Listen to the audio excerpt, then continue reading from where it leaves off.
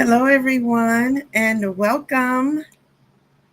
Just doing a mic check to see if everyone can hear me.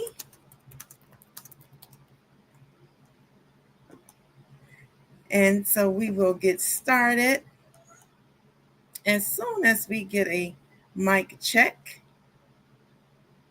to see if everyone can hear me. All right, I got the mic check in.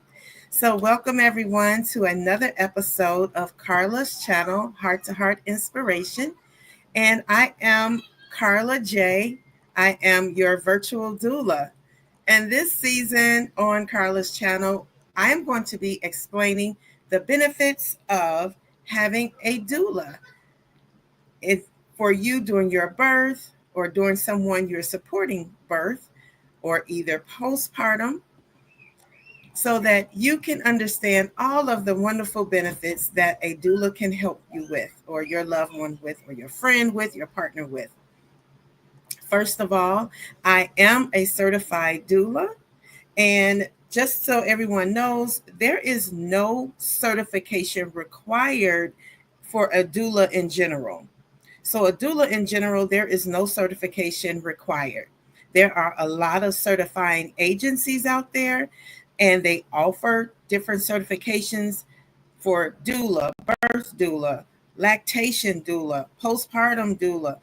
There are so many of them, so many categories and certifications, but there is no organized, uniform law or rule that says doulas have to be certified.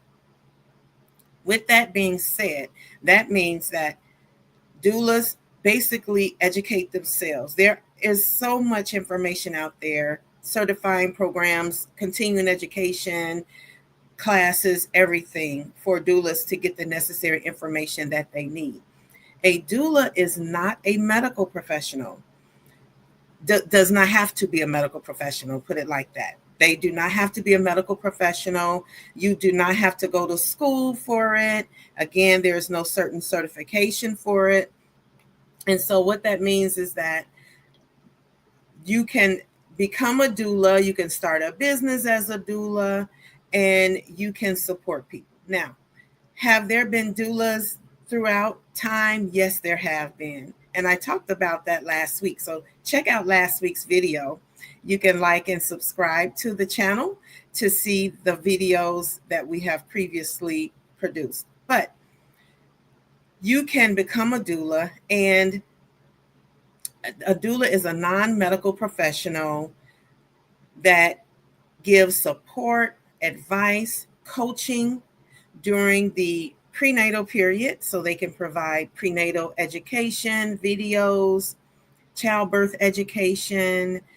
They can go over with you breathing techniques, labor pain strategies. So you have the different balls, the peanut balls, different labor positions, all that fun stuff. They're there they can help you with that. And then during the labor, they can help you with breathing. They help the partner. They teach you all of these things, you and the family, the partners, the caregivers. The great thing about it is that it can be done in the comfort of your home or at an office or virtually. And that is why I'm talking to you today. I am a virtual doula, and I support birthing people and their families and partners virtually. I have Zoom connections, YouTube, FaceTime, Google Duo, any of those platforms. I am available and able to do it. And one of the great things about having a doula, so just continuing on that lane before I get into much about the virtual doula part, the benefits of having a doula is that it talks about how you can be empowered in a positive way, because it can be a stressful time, or you just want to have support. You really may not know the support that you need until you're actually in it, or when you take a reflection back on it. Like, wow, would that have really been helpful for me if I had someone with me, supporting me, coaching me, and encouraging me that I can do this? there are a lot of myths and misconceptions as well about doulas. So, one of the misconceptions is that a doula is only a person that's interested in a natural childbirth. And that is simply not the case. It's not just natural childbirth or a water birth. It can be the birth that you want, even if that's in the hospital. So even if you have to go to the hospital or want to deliver in the hospital, you can. So the doula is there to support you and help work with many people within the healthcare system. Just because the doula does not have to be a medical professional, it doesn't mean that they're not professional. It doesn't mean that they're not smart. It doesn't mean that they're not educated. They are all of those things. And you can have the benefit of that. Okay. So, as a doula, I have worked, sorry about that. I have worked as a doula in my role, especially with family and friends. And I have been in the hospital environment. And I want you to know that you can still have a birth in the hospital and have a doula as well. But a lot of the attention is on.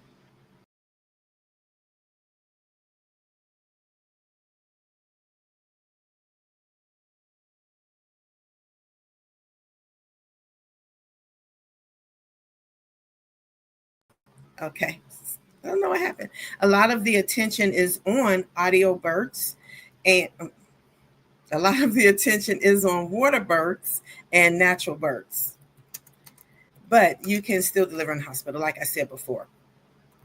And so, one of the things that you want to do is get support. So, over the phone or however your doula and you want to do it, or in person, that doula they're going to have their own set of expectations that they work with clients on, right? And they are going to go over that with you. They'll have a contract ready for you to sign and to agree to. Some of the things a doula is not going to do, they're not going to deliver your baby. That is the job of the provider that is trained to do that. So that is going to be your doctor, your midwife, those trained professionals to deliver your baby. So don't get that confused with a doula. And the doula is going to interact with those healthcare professionals.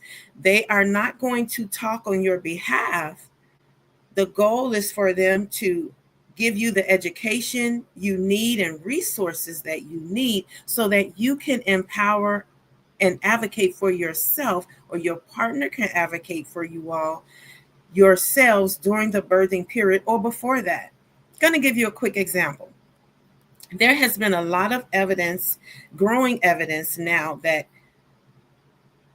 pelvic exams during your pregnancy, vaginal exams during your pregnancy, are they really needed? So the growing evidence is that it's leaning towards it's not a necessity. But again, you talk with your provider about it. But you also have a choice. You have autonomy in that. Talk to your provider about it. And these are some of the things that you can say. What is the reason for it that you need to do the exam? And can I think about it? Can you give me more research on it? Is it going to help you understand something more about my pregnancy or about my labor? This is not during the labor part, of course.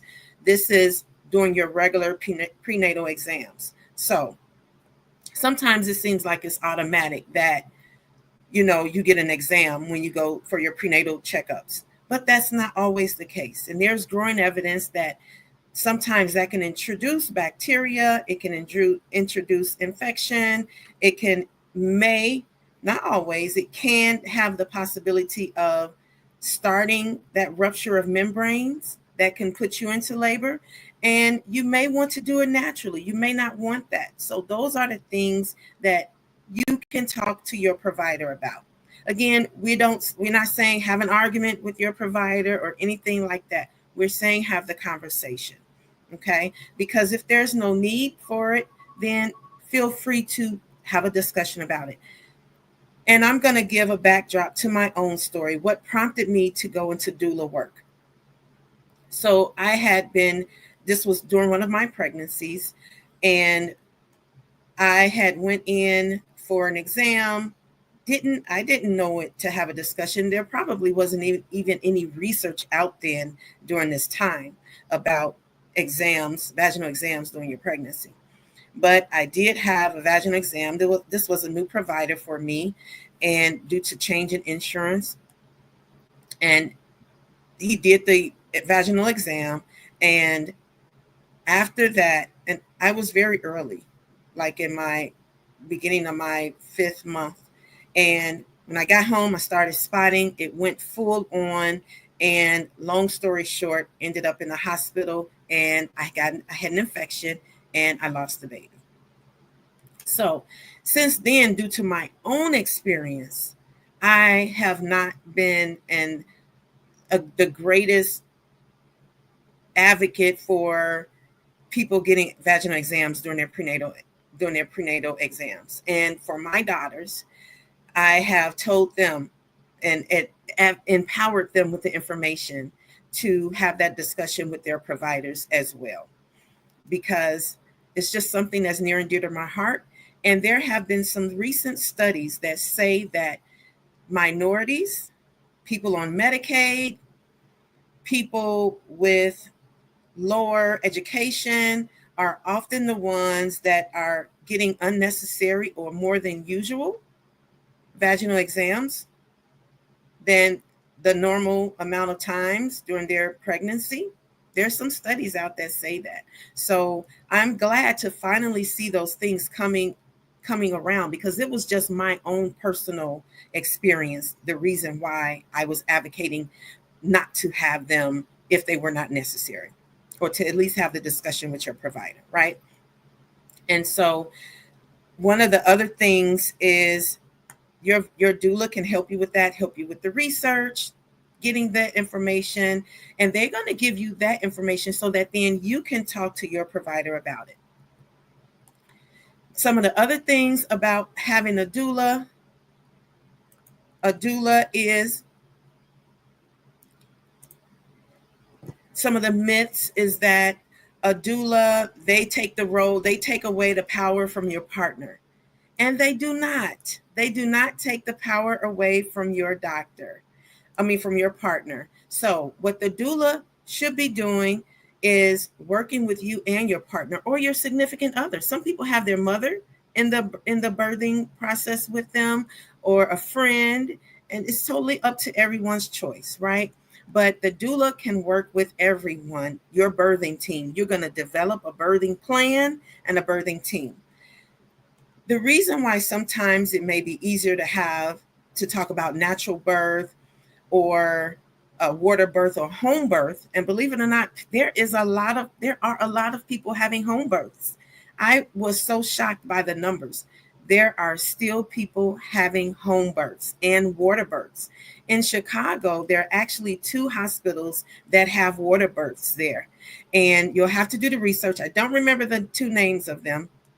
But if I'm your doula, I would definitely get that information and help you figure it out, understand what's covered with your insurance and things like that. But there are 2 hospitals there that is helping with that. So it's a trend that's absolutely growing. And because some people's goal, when you have a midwife or you're in a birthing center, which is not attached to a hospital, it may be a standalone, you may be in your home doing a home birth. That midwife is typically not going to be able to give you an epidural, okay? No pain medication. So that is the reason why, it's mostly talked about natural or home or water. And a water birth helps with the gravity and actually helps reduce that pain and the stress on the body. So where you don't need that medicine, or where you can make it. Let's put it like that. So, but with your birthing plan, you can discuss with your doula, what happens if I change my mind? What happens if I change my mind and the pain, I can't take the pain anymore and I want an epidural? Then that is something that you will discuss beforehand, And if that's the case, they will discuss with you and your midwife, your birthing team, on what happens next. For some people, you may have to go to the hospital on your own. I don't know if you'll get transported or not via the midwife, but you may have to get an ambulance. You want to talk about those types of things, and then going to the hospital to get that epidural. And then that also will take away the your midwife coming into the hospital now handling your birth, unless they haven't already approved established relationship with that hospital. It's going to be the hospital staff taking over. Now, your doula may still be able to come in, or your midwife may be able to act as your doula. There's different rules for different facilities, so you'll have to work with your doula and your midwife if you're going that route, or your provider, to get that information, okay, on who's allowed in the hospital, in the birthing room and birthing center in the hospital, and things like that, okay? But that is the reason why. And then there also, the doula works with the partner, and then if you are at home, of course, you can have your family there, other siblings, all participating. The water birth, your doula will help you understand the equipment that's needed for your water birth, and the type, when you should start filling up the tub, the pool, and things like that. They're going to go over all of that. One of the things in your home or the birthing center, the birthing plan that you can talk about is if you're able to eat and walk around and drink. Typically, when you have a doula or midwife, you're at home, a birthing center, things like that, you can do all those things. You can walk around, you can interact, you can eat, things like that. But typically in the hospital, you cannot. Typically in the hospital, you have to be, nothing but ice chips and laying on your back, but you still want to feel empowered. So during your planning, you and your doula are going to discuss, if you choose to have a hospital birth, some of the things that you want the doctors to in that hospital to be aware of, that you don't want to just lay on your back. You want to be able to be up and walking around. If there's nothing medically unstable about your delivery or your impending delivery, right? You want to be able to walk around. You want to be able to take sips of water. They'll tell you what you can and cannot do, but you want to at least know some of the things that they're going to say so that you can have a response ready, an educated, evidence-based response ready. And that's what a doula helps you do. A doula, there are studies now that doulas actually help improve birth outcomes, meaning they help improve the mental health of the person and the family for birthing support, because it's stressful. We talked about that.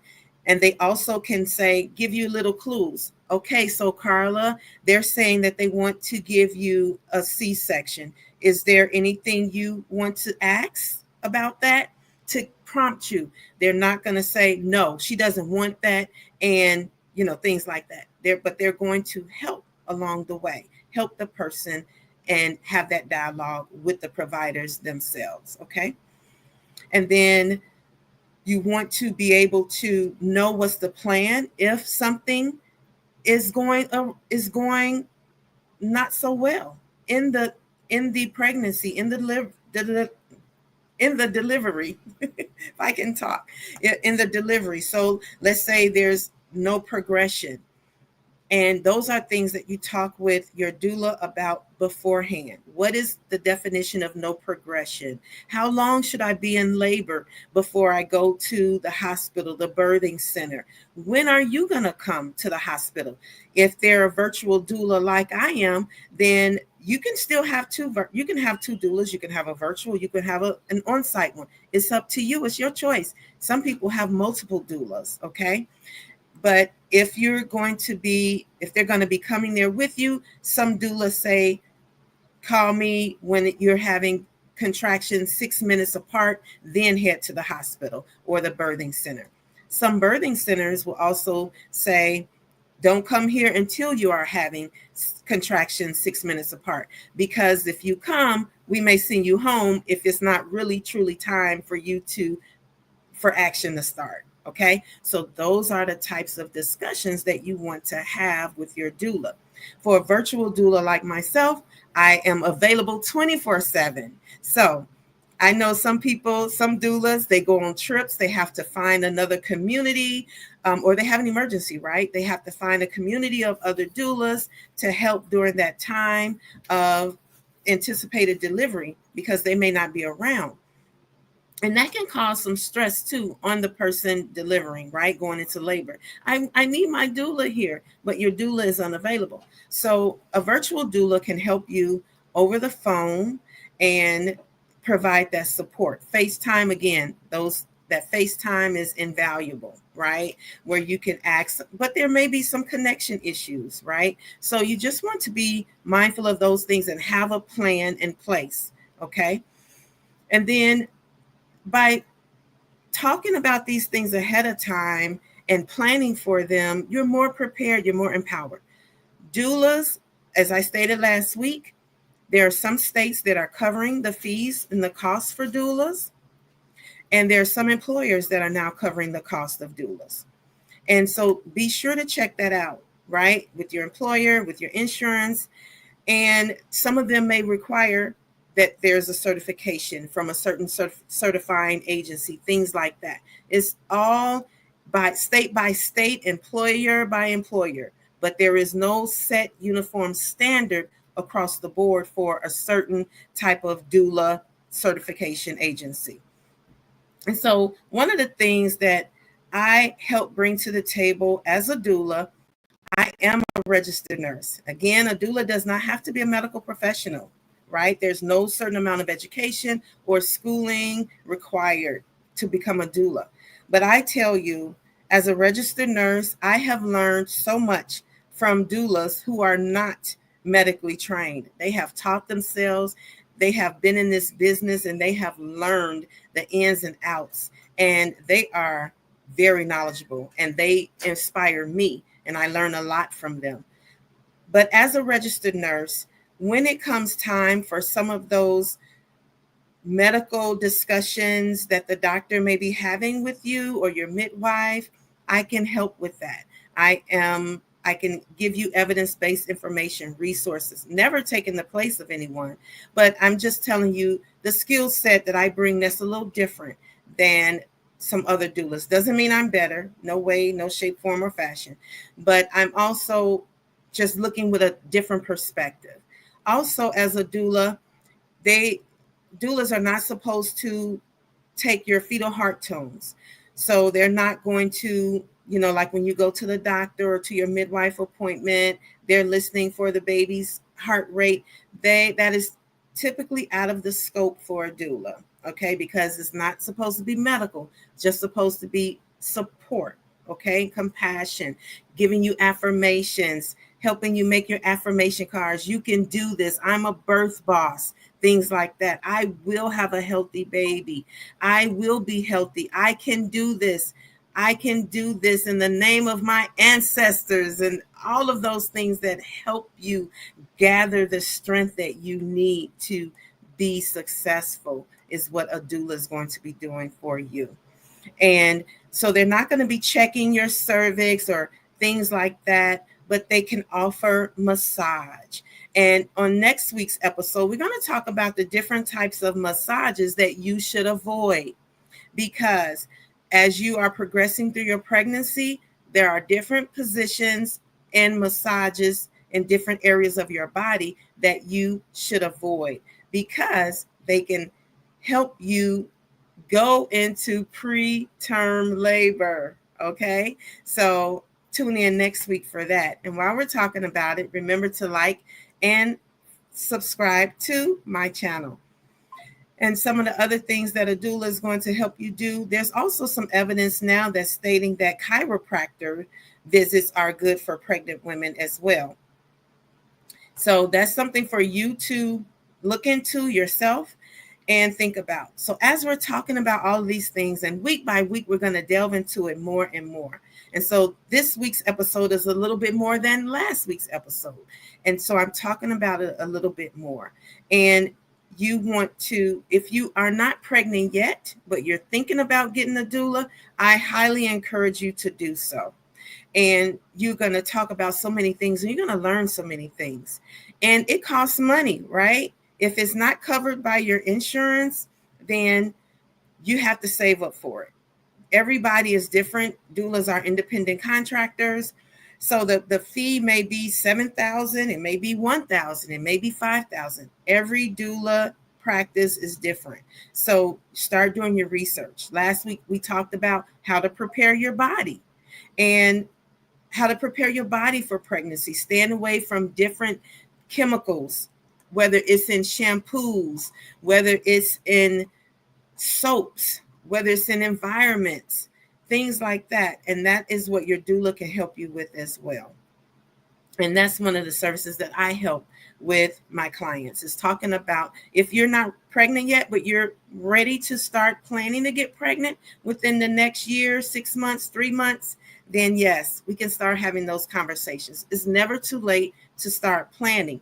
And you want to plan for the birth that you want to have, that you're aspiring to have. Okay.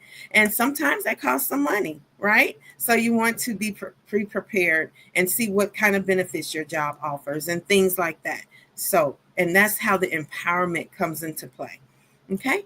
And then we're going to wrap it up with just your personal story and personal testimony. This is your journey, and you want people to respect it, the providers, there's different things that you want to ask and be aware of. Your family, you want to get them involved. If you do, if you don't, your partner, significant other, it's up to you. But having some support is very useful, and I strongly advocate for it. I strongly advocate for you to get a doula, or look into it at least. You'll see all type of videos. Oh, I didn't find any, help from a doula. And some people may not. But if you're thinking about it and you have more questions, you can certainly reach out to me to talk more about it. And you can contact me at info@hearttoheartdoulas.com. And I will put that in the chat. That's info at heart. Oh, actually, yes, Heart to Heart Doulas. Okay? .com. Info at hearttoheartdoulas.com. And again, we can talk about all of your feelings and what to expect and how can you afford it, things like that. There's different levels, and there you always have a choice. So I hope this was empowering and encouraging to everyone. If you have any questions, you can put them in the chat. And I don't see any questions yet in the chat, but you can always put them in the chat. They'll be there. They'll still come up. I hope that the captioning was able to come up. I'm not sure. I did tweak some things. Hopefully the captioning did work. But if not, I apologize, and I will get it added to the upload when I upload it to Spotify and to YouTube. I'll make 2 uploads. So with that being said, you can contact me if you have questions, and we can definitely talk about it, and want you to feel empowered and feel that you have a voice in this. If you're not sure what to do, the next step to take, if you feel alone, give me a call. I want you to feel mentally sound, emotionally ready, and get your questions answered. Okay? Info at hearttoheartdoulas.com. Please like and subscribe to the YouTube channel, and I'll keep producing great content, hopefully that you find enjoyable and valuable. Thank you all. Have a great night.